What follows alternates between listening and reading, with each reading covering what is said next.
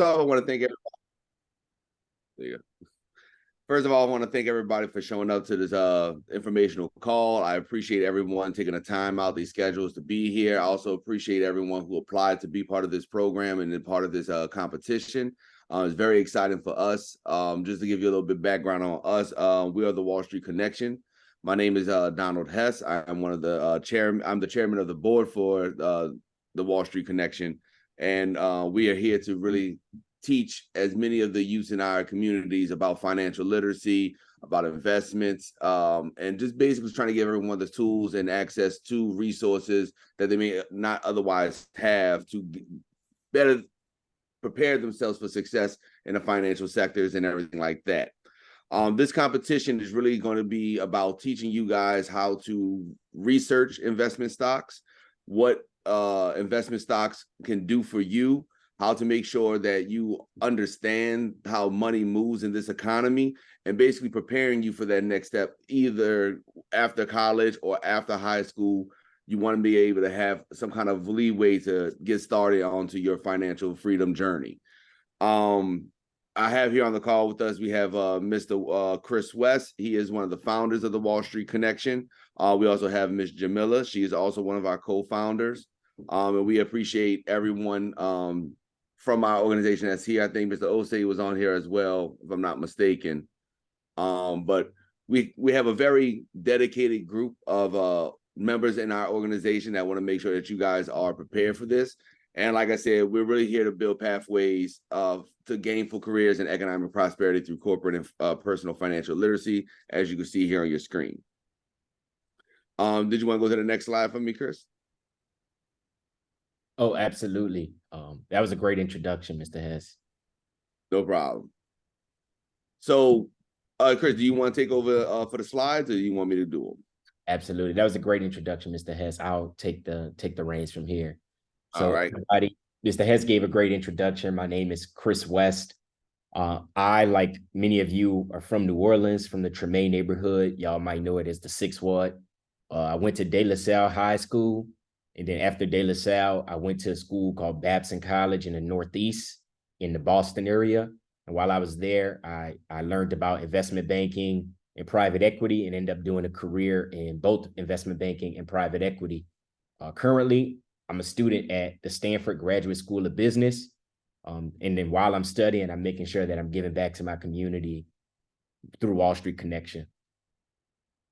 So before we go into a little bit more detail about the team at Wall Street Connection and what we do, we wanted to teach you about the generational community wealth gap. I'm sure you guys have heard about the racial wealth gap, but we just want to put some numbers to it, put some visuals to it so you can actually see it on a page.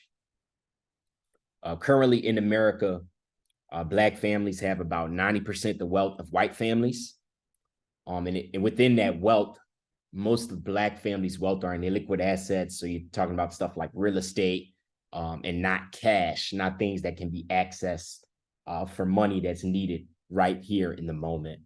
And I just want to highlight that just because things are the way they are right now doesn't mean they have to keep being that way. By you being on this call right now and continuing with our programming, continuing with your education, you're actively changing this stat right now.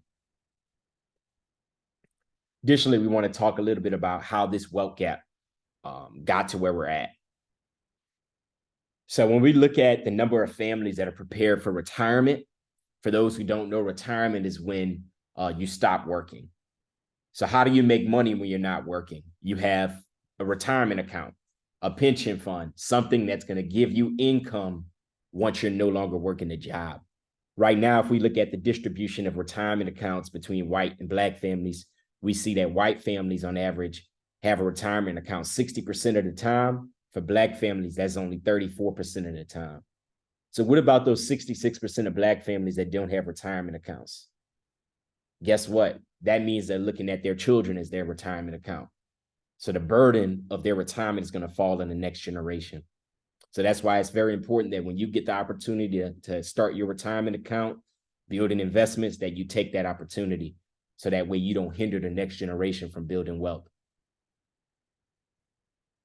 Again, just looking at this, looking at the retirement accounts, looking at the wealth gap, There's another stat that McKinsey & Co., a large consulting firm that you all will learn about in the future, they found that only 8% of Black families are leaving behind generational wealth.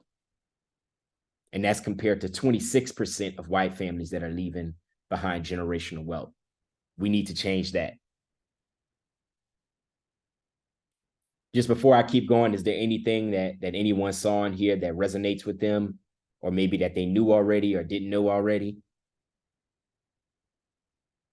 Don't be afraid to jump off mute, or I'm a cold call somebody. I knew about generational wealth, but I didn't. I also heard that the Rockefeller family, they how they able to stay on prominence because they have like a trust where they have insurance on their family members. So I was wondering, is it possible to do the same thing, starting off the creating generational wealth in my generation, passing it down to my family, or do I have to have the same means as they did to do that?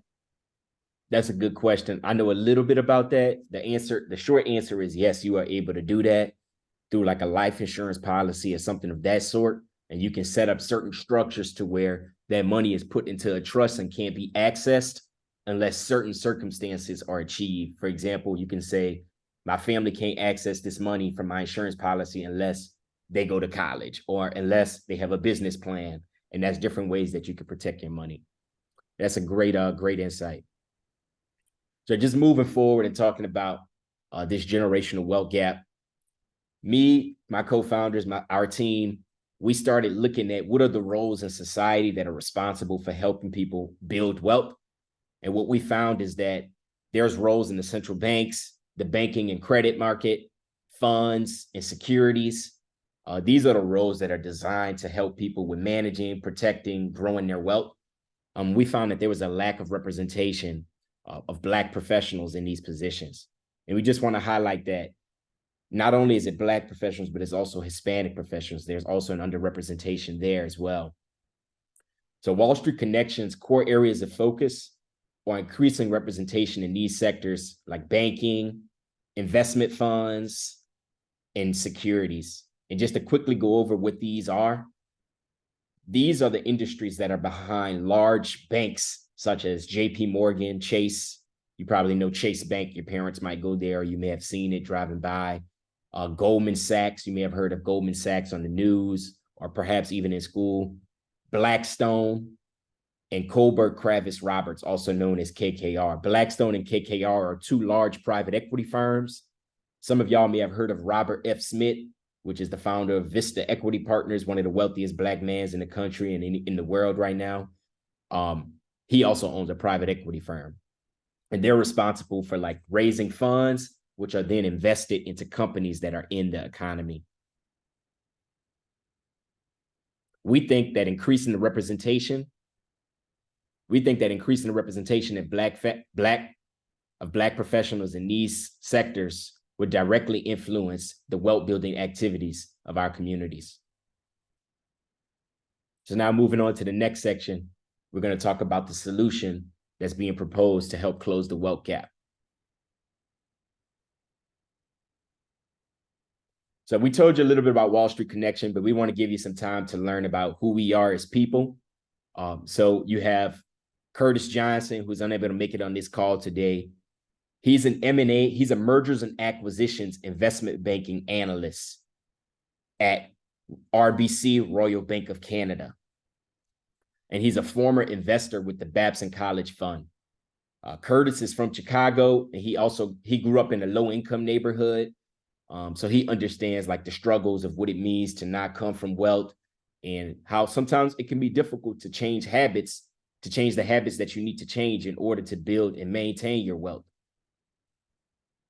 You have myself. I've already given an introduction, so I'm not going to go over it in detail.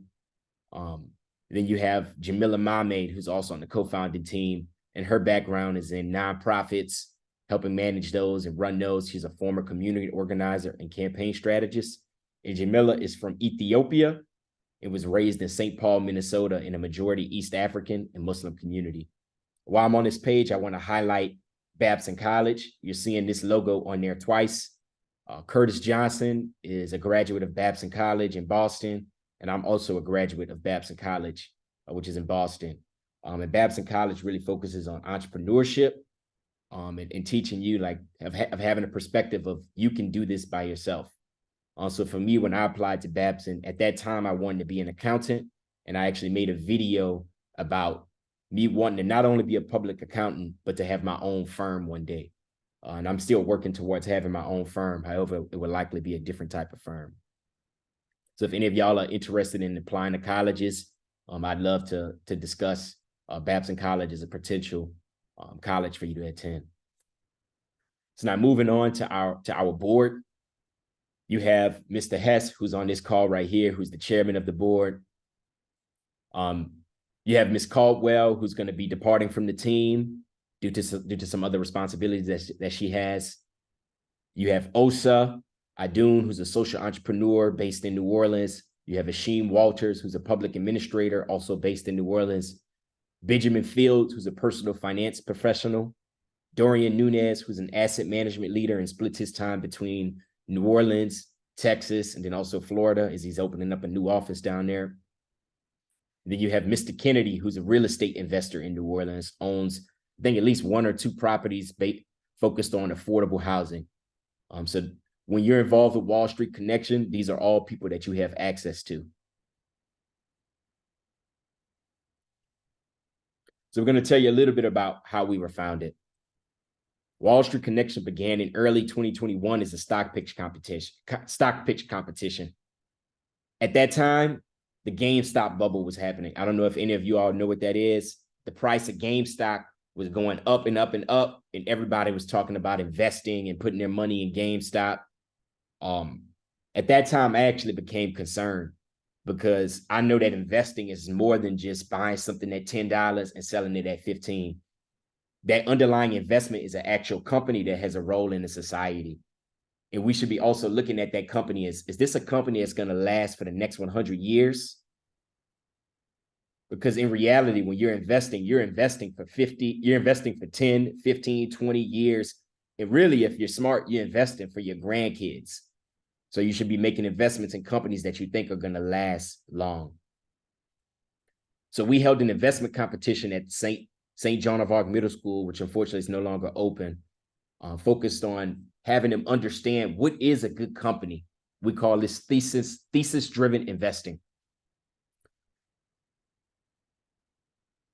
In fall of 2022, we got our 501c3, created an official organization, and expanded our focus to building pathways to gainful careers and economic prosperity through both corporate and personal financial literacy. And because we expanded that focus, we started the Ambassador Program in spring 2003 to provide more tailored wraparound support to promising students with demonstrated achievements and interests in becoming either investor, a general finance professional, and then overall just interested in what finance is and how they can get involved. You'll learn more about these programs at a later date. So I'm just going to quickly walk you through our mission.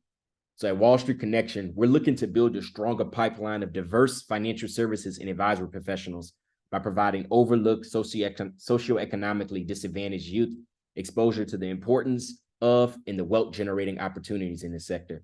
I want to highlight socioeconomically disadvantaged. Sometimes you can have economic resources, but the position that you're in, the people that you're around, the city that you live in can block you off from knowing what's out there. And that's what we mean. That's why it's socioeconomic and not just economically disadvantaged. Our vision is we envision a world where socioeconomically disadvantaged communities can work with financial services professionals who look like them, understand the nuances of their cultures and their unique needs. On the right-hand side, we wanted to highlight an important man in history, Mr. Andrew F. Bremer. He was the first Black member of the Federal Reserve. He served from 1966 to 1974. For those who don't know, the Federal Reserve is the organization, the agency that controls the money supply in the US. And by controlling the money supply in the United States, is controlling really the money supply for the entire world. They also set interest rates by way of various tools that they have to influence where interest rates are going to go. You may have heard that interest rates recently went up. That's because the Federal Reserve made that decision. Now, what's special about Mr. Bremer is that he's from Louisiana. And not only was he from Louisiana, but he was the son of a sharecropper, which means that his lineage resides in America. It resides in having a lineage of folks before him that were formerly enslaved. And that resonates with me because I know that my great-great-great-grandma also was on a plantation at one point. So to see that in this country, that somebody that comes from that lineage was on the Federal Reserve, and he's from Louisiana, it lets me know that anything is possible for me, and I know anything is possible for you as well. Mr. Bremer also studied economics at the University of Washington in Monterey and international trade at Harvard. Y'all can look up more about him after this call. So Wall Street Connection, we have two main programs that we're running right now. One is what you're participating in now, our annual investment competition, which we call the Y.F.L Expo, Young Financial Leaders Expo. The Young Financial Leaders Expo is focused on corporate financial literacy and wealth creation. That's learning about investing, stocks, so on and so forth. It's focused on high school students like yourself. You get access to our proprietary research, which we've already provided to you. If you haven't received it yet, please send me an email and we'll make sure you get that information. It also provides you with hands-on investment experience with real money. On the other side, we briefly previewed this program, but it's the Wall Street Connectors program, which is focused on corporate and personal financial literacy. When you're in that program, you get access to our digital financial literacy platform and modules, and you get hands-on experience with local institutions through meeting people in panels, and lessons. We also provide you with personal coaching and mentorship. This right here is just putting some numbers on the page. So us at Wall Street Connection, the people who are working on providing you all with opportunities that you have not had, we're motivated by the potential impact this could have on you as an individual. If you decide to go into a career in financial services, it is very likely that you're going to make over 6 figures per year, likely 130K, if not more. If you save 15% of that income that you would be getting in that career path, I didn't say a job, I said a career path, you would have roughly $20,000 per year going into your savings. And if you invested that for 40 years at an 8% annual return, you would have a portfolio of investments that's worth $5.2 million. And if you retired after 40 years in a career, you would be roughly maybe 60 years old, could be a little younger depending on when you start. And you spent $2 million of that for another 15 years in your retirement, assuming you have no other income, you would be left with over $3 million of net worth that could go to the next generation. So that's what we're seeing as the long-term impact. It's showing you all how you can create wealth for your next generation. On this next page, I'm not going to stay here too long. This page is just illustrating you in the center as the Wall Street connector, how when you learn something, it has a ripple impact on your community.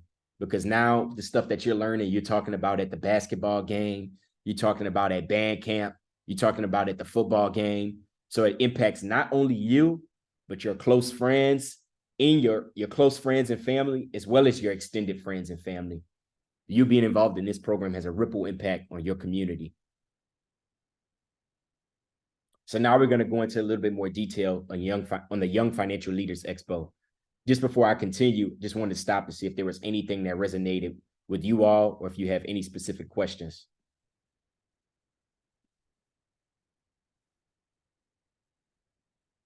All right, I'll keep going. So the Young Financial Leaders Expo is an annual competition where students like yourself choose a publicly traded company and write a brief, persuasive report and presentation on why you think it's a good long-term investment opportunity. We provide you with proprietary research, which can be used as the foundation of your research. You're going to learn about the market, the competitors, and other important information in that research. However, I want to emphasize that should not be the only research that you do. However, it can be the foundation. When you submit your memos, winners will be selected by a committee of finance professionals, and winners will receive a material monetary rewards.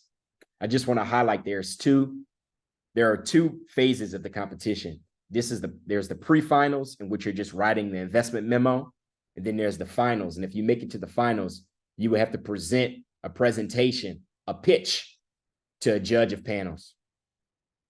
The purpose of this program is to simulate the long-term equity investing process. This is the similar process that we go through in private equity, that's gone through in hedge funds, that's gone through in various types of investment companies. And this is so you have a basic understanding of what investment professionals do on a day-to-day basis. Just to run through some of the dates that are important. October 27th, which is today, is the kickoff call. However, you could have been working on your materials before this because we sent them out ahead of time. Pre-finalist memos are due on November 17th. Finalists will be announced on December 18th. And finalist presentations will be on February 17th. That's after Mardi Gras, so there shouldn't be any excuses.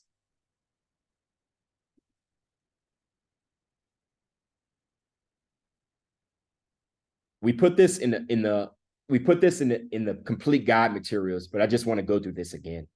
This is our suggested work plan. So October 9th, you should have been registered. You should have your team. By October 23rd, you probably should have developed an outline of your investment memo. That includes things like the executive summary, business description, industry, competitive advantages, financial analysis, investment risk, and conclusions. It's just the outline. And then by November 17th, you should have that investment memo completed and submitted. That investment memo should be about 500 words or so, not too short, but not too long. Use your best judgment. We will be providing you with the submission portal at a later time. If you make it to the finalist stage, we suggest that by December 31st, you should have an outline of your oral presentation. Ideally before Christmas. That way you don't get caught up in the holidays.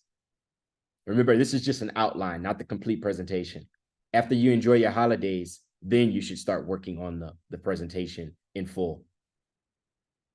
And by February 15th, which is 2 days before the actual presentations, we expect you to submit those oral presentations in a PowerPoint format or a format that works best for you. It doesn't have to be PowerPoint, but it needs to be able to be in a PDF where somebody can view it without being online. This presentation should be about 10 minutes of materials when presented orally to a judge.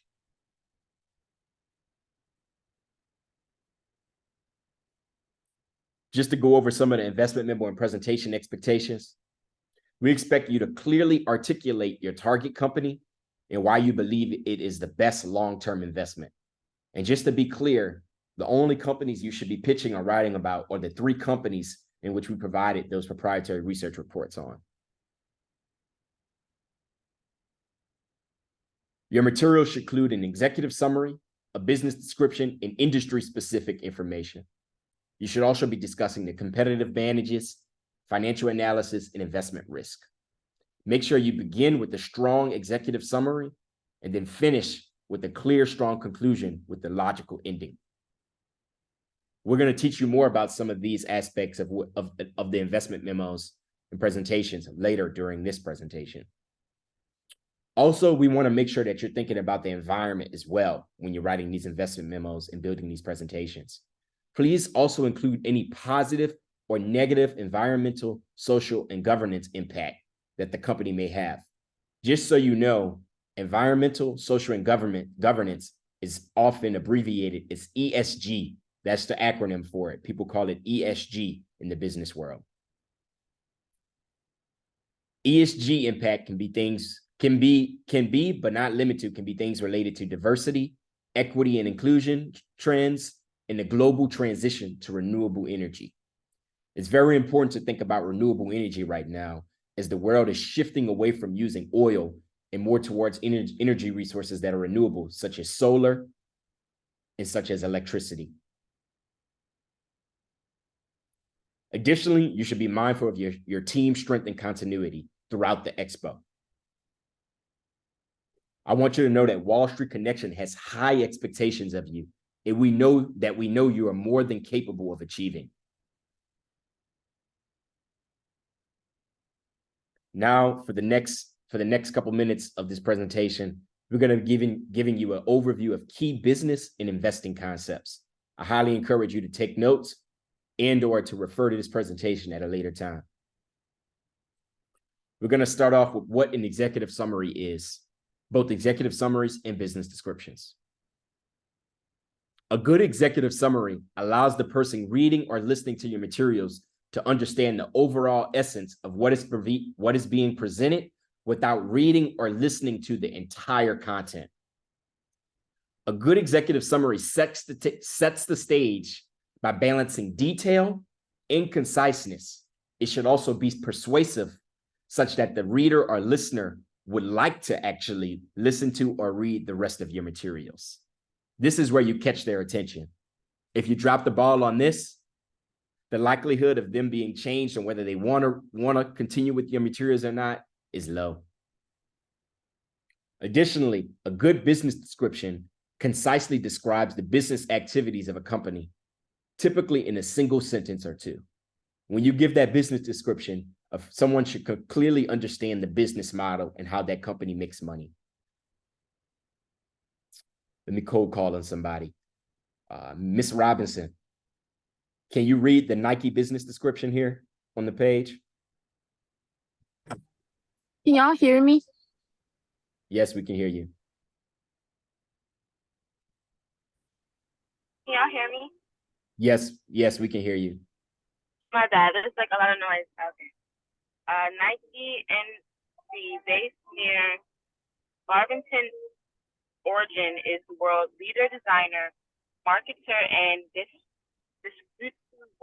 distribution of authentic athletic footwear, apparel, equipment, and accessories for a wide variety of sports and fitness activities. See, when you read this business description, so Ms. Robinson, when you read that business description, do you feel like you have a clear understanding of what Nike does and how it makes money? My bad. Hello? Hello, can you hear me? Yeah. When you read that, do you feel like you have an understanding of what Nike does? Design footwear, markets footwear, sells footwear. And then there's one thing I want to call out. Whenever you see a company's name and then you see a comma and then you see Inc., I-N-C, that stands for incorporated. Incorporated is a legal status, which basically means the company has its own legal status and is treated as almost like an individual person in the U.S. system. Thank you, Ms. Robinson, for reading that. You're welcome. Next, we're going to talk about what is an industry. So an industry is a group of companies that are related based on their primary business activities. For example, if you were to look at Nike, some of their competitors might be Adidas. Are there any other companies that folks might think are a potential industry participant with Nike or competitor? Let me call on Miss Theodore. What's another company that you think might be in Nike's industry? Reeboks. That's a great example. So that means that Nike, Adidas, and Reebok play in the same industry. So an industry is important because investors and economists study industries to better understand the factors and limitations of corporate profit and growth. If an industry is growing at 2%, it's tough to believe that a company can grow more than 2% because the entire industry is only growing at 2%. However, if a company is growing at 2%, that typically means that company has something special because they're growing faster than their peers in that industry. Stocks within the same industry often rise and fall as a group because of the same macroeconomic factors. Because the same macroeconomic factors impact all members of an industry. A macroeconomic factor could be something as the demand for shoes is high because more people are playing football or more people are playing basketball. Anybody that's in the industry of selling shoes related to basketball or football are going to experience that increased demand. That's a macroeconomic factor, just for an example. Just so you know, there's a body called the NAICS, which has historically grouped companies into roughly 20 sectors, 100 subsectors, and over 1,000 industries. And this is just one example on the right. The industry for Nike is one of Nike's industries is footwear wholesaling. Nike has 22% in market share and is number one. Market share means that out of all the money that's being made in footwear wholesaling, Nike makes 22% of that money. Adidas is number two and makes 9% of that money. That means there's a big gap between Nike and Adidas. Nike is number one by a large amount. Next, we're going to talk about competitive advantage. I just want y'all to know there's going to be time for questions at the end. So don't worry if there's something that you don't understand now. Jot that question down, and we're going to talk through it later. Mr. Hess may have to drop from the call later, but he wants y'all to know that he believes in y'all and that he has high expectations for you as well.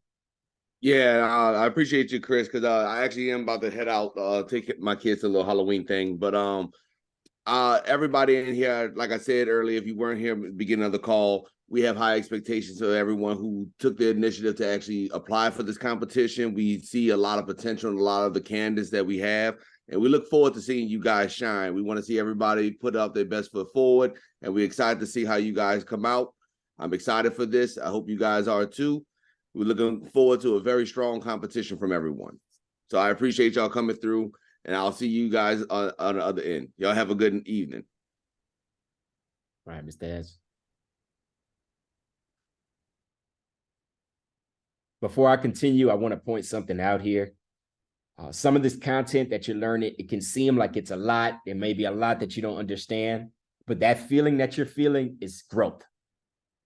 When you're discussing content, reading content that is foreign to you, that seems like it's maybe stretching you, that's how you know you're doing the right thing. That's the only way you will grow and advance and become better than you are today. So let's talk a little bit about competitive advantage. A competitive advantage is what makes a company's product or services more desirable to customers than that of its rivals. It can be a company's ability to produce a good or services more efficiently than its competitors, which means they can create more of those products and perhaps sell them at a cheaper price, which creates more profit for that company. It could also be not selling it at a cheaper price, but creating it at a cheaper cost to that company, which creates more profit.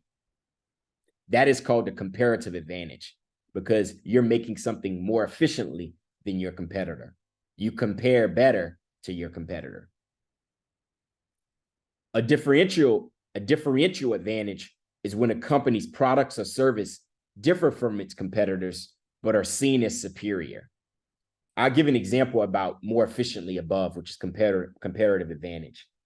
If you have two types of water bottles, if you have two water bottles, one from company A and another from company B, company A can create that water bottle for 10 cents and company B can create that bottle for 5 cents. Company B has an advantage because they're able to create that same water bottle at a cheaper cost. A differential advantage can be something like Nike. Nike perhaps at times has maybe more advanced technology, has strong brand identity, and maybe some patents that protect its products or processes from being taken by a competitor. That makes it different or differential from its competitors. Let's go through a couple of competitive advantages for Nike. One, iconic branding. When you see that swoosh logo or you see the phrase, just do it, you know that's Nike. Top quality products. When you think of Nike, you think of quality. Efficient direct sales. You all know Nike has their own Nike stores. They can also be sold through Foot Locker, which is not direct sales, but they have their own stores. You can sell online. You can buy online from their platform. And what that does is if they're selling directly to you, they don't have to pay that person that's in the middle that will be selling to you instead. That decreases their costs.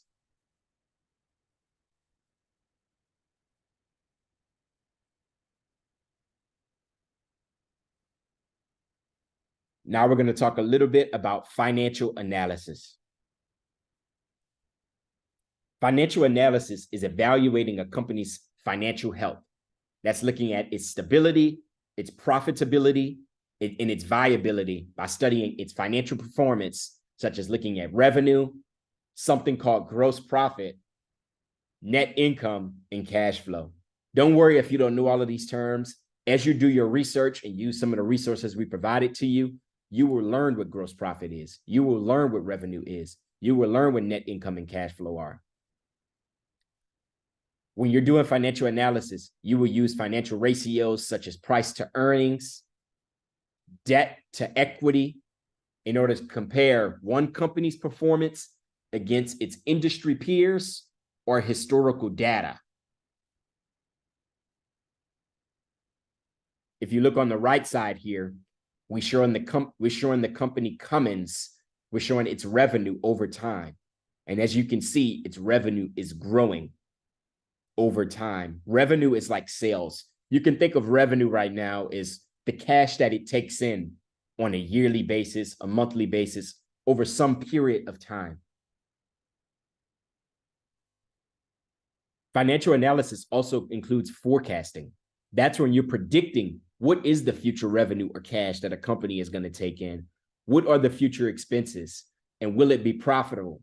You typically base those forecasts based on historical and current data to guide your investment decisions. Financial analysis is one of the most important tools for an investor, though that's not the only tool. Investors, management of companies, and other key stakeholders such as vendors, suppliers, use financial analysis to make decisions about investing, allocating resources, or assessing company performance. But we want to be clear, financial analysis is not the end-all be-all of investing. Qualitative factors such as what we discussed on the previous page are extremely important. Continuing forward, we're going to talk about investment risk. This is the last topic that we're going to talk about before we open it up for questions.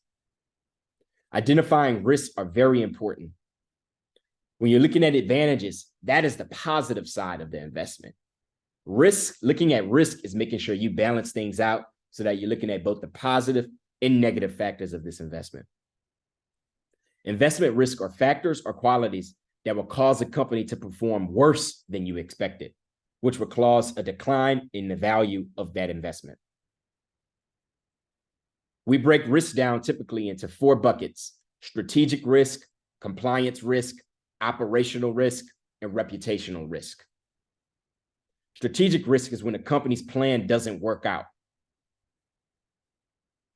Nike creates a new product. For example, Nike creates a new Jordan shoe. They thought it was going to be a great idea. You thought it was going to be a great idea. They thought 1 million people were going to buy it, but only 200,000 people buy it. A compliance risk.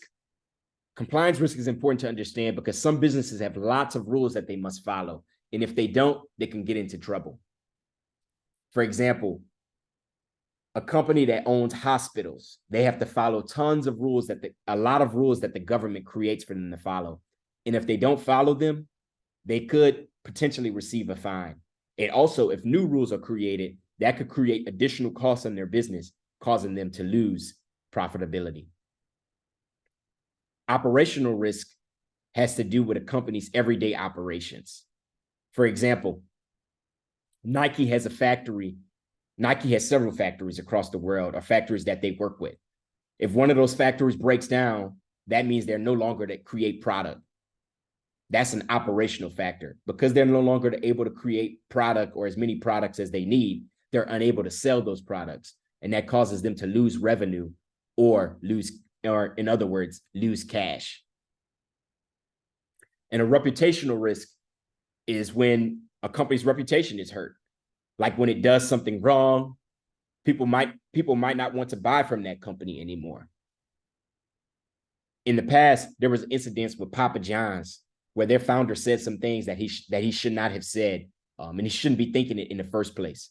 When that happened, y'all can look this up on your own. When that happened, sales for Papa John's went down, and they had to use a lot of PR. I believe they brought Shaq on in order to help fix the public relations with that company.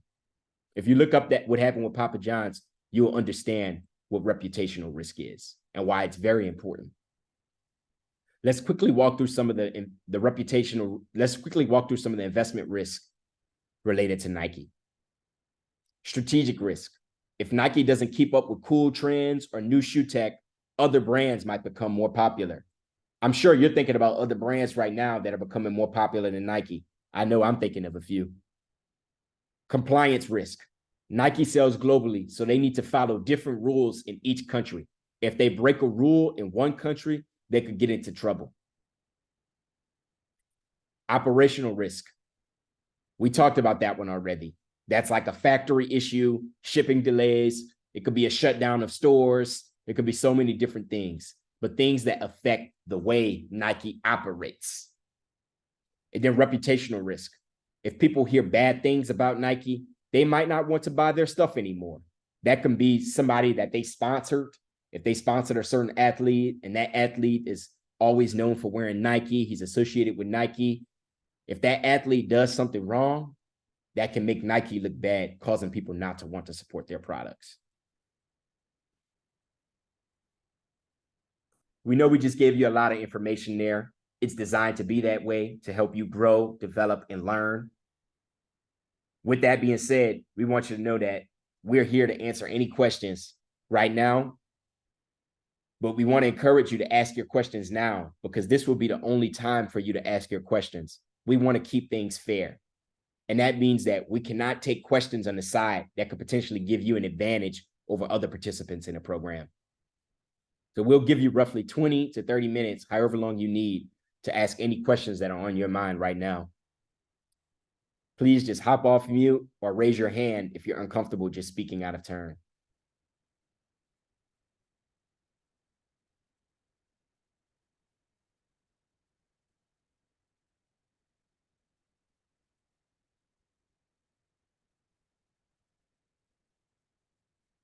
We don't have any questions? So that means everything was clear? Okay, that's amazing. Well, we told you all that this was only going to be 50 minutes to an hour. So if there are no questions right now, that means we're done. But I'll just sit here for another 5 minutes or so, just in case you all think of any questions.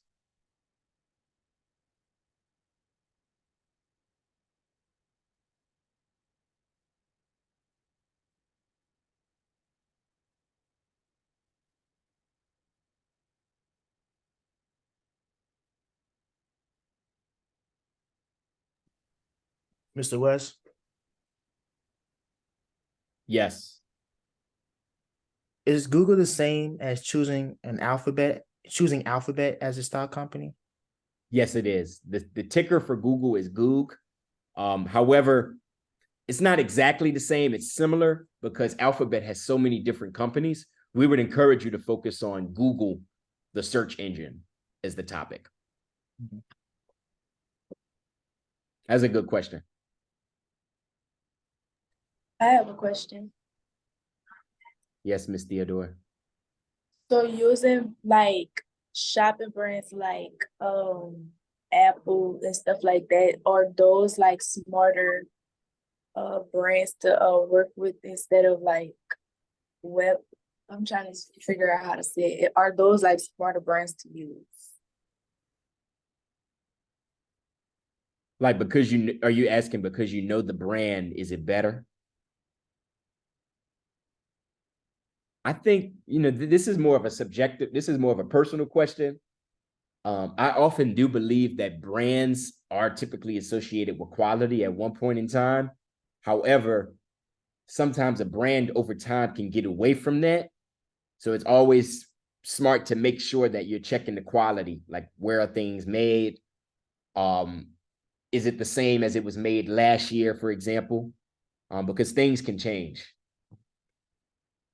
Does that make sense?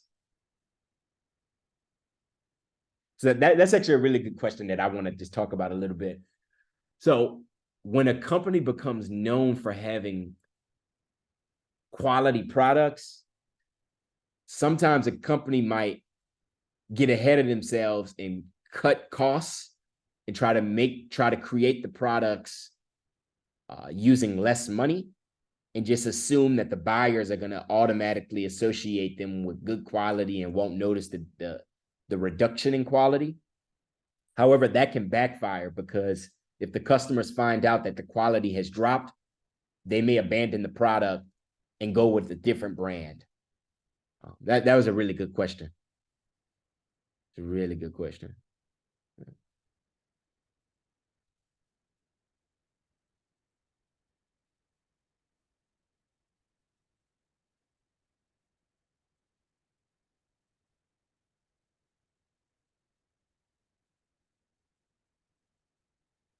And just while we're on here, I just want y'all to know that there are 7 schools participating in this competition. So really encourage you to put your best foot forward. It's going to be competitive. And just try your best. Use the brains of your team members. Don't shoot each other's ideas down, because in order for you to do the best in this competition, you're going to have to lean on each other and make sure that you're splitting the work evenly.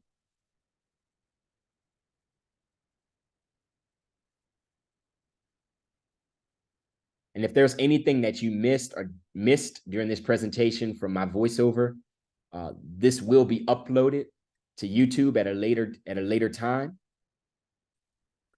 and you will be able to watch it as many times as you would like. So since there's no more questions, I'm going to move on to feedback.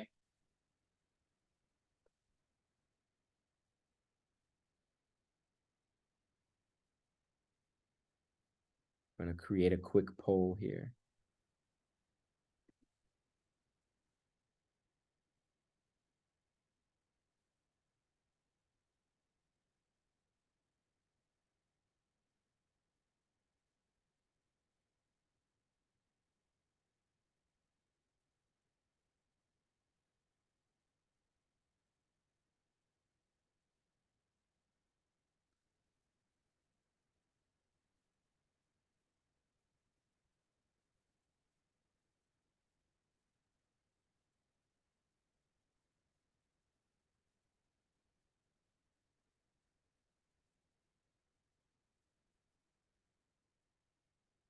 Zoom is we're going to send the poll over email. Zoom is not allowing me to create a poll at this time. But we're going to send you all a link to rate this presentation and its helpfulness to you. Finally, just want to give a quick reminder, if you haven't joined the WhatsApp group, we highly encourage you to join the WhatsApp group for future communications. We understand that email may not be the most efficient or best way to communicate with you all. So we wanted to create a text message like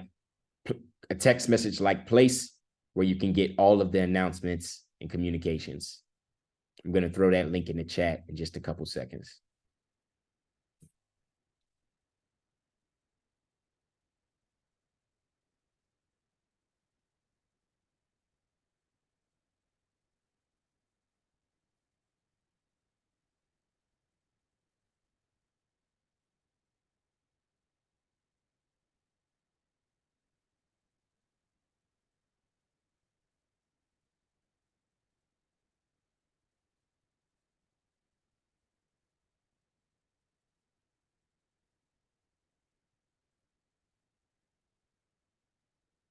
Right. All right, that link should be in the chat.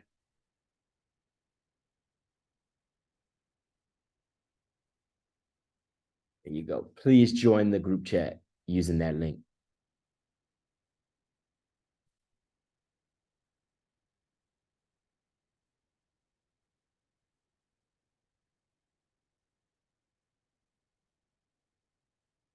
All right, at this time, we're going to close off the questions. Please look out through your emails in the WhatsApp chat for next steps on where to submit your memos. May God be with you. Wishing you the best luck. It was great meeting all of y'all. Great meeting you. Great.